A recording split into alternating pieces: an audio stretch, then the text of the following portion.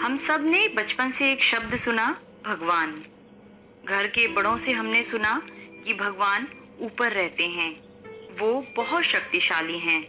उन्होंने ही हम सबको बनाया है। और अगर हम कोई पाप करते हैं तो भगवान हमें उसकी सजा भी देते हैं। तो कौन है ये भगवान? वो जो मंदिर में है या वो जो ऊपर रहते हैं? जब भगवान एक हैं तो वो दो जगह यानी मंदिर में भी रहते हैं और ऊपर भी। ऐसा कैसे संभव है? और मंदिर में तो बहुत सारी मूर्तियां हैं, तो इतने सारे भगवान हैं क्या? और अगर मंदिर में भगवान की मूर्तियां हैं तो हम उन्हें देवी देवता क्यों कहते हैं? यानी इन मूर्तियों को भगवान भी कह सकते हैं और देवी देवता भी। और अगर मंदिर में रखी मूर्तियों के अंदर भगवान हैं तो फिर हम पीपल, नीम, बरगद, तुलसी आदि पेड़ों की पूजा क्यों करते हैं? ये भी भगवान है क्या? हम गंगा, नर्मदा, यमुना इन नदियों की पूजा क्यों करते हैं? ये भी भगवान है क्या? हम आकाश, धरती, सूरज, चांद, ग्रहों की पूजा करते हैं, ये भी भगवान है क्या? अगर ये सब भगवान हैं तो ये सब तो हमारे सामने हैं। तो फिर हमारे घर वालों ने हमसे ये क्यों कहा कि भगवान ऊपर रहते हैं? है ना बहुत सारा कंफ्यूजन। अब कैसे पता लगाया जाए कि भगवान कौन है और हमको किसकी पूजा करनी चाहिए?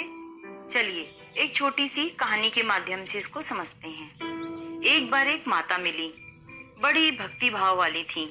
रोज नियम से मंदिर जाती, सुबह शाम घर पर भगवान की पूजा करती। उनका एक 17 साल का बेटा था। वो अपनी माँ को रोज भगवान की पूजा करते देखता। तो उसने एक दिन अपनी माँ से पूछा कि माँ, हिंदू धर्म में इतने भगवान क्यों हैं? क्रिश्चियन और मुस्लिम धर्म में तो एक ही गॉड होते हैं। माँ बच्चे से कहती है कि बेटा, हिंदू धर्म में ही सारे भगवान हैं, यही असली भगवान है। बेटा कहता है, तो माँ, भगवान तो एक ही होना चाहिए ना? तो अगर ये इतने सारे भगवान हैं तो इनका भी कोई तो हेड होगा ना? वो कौन है?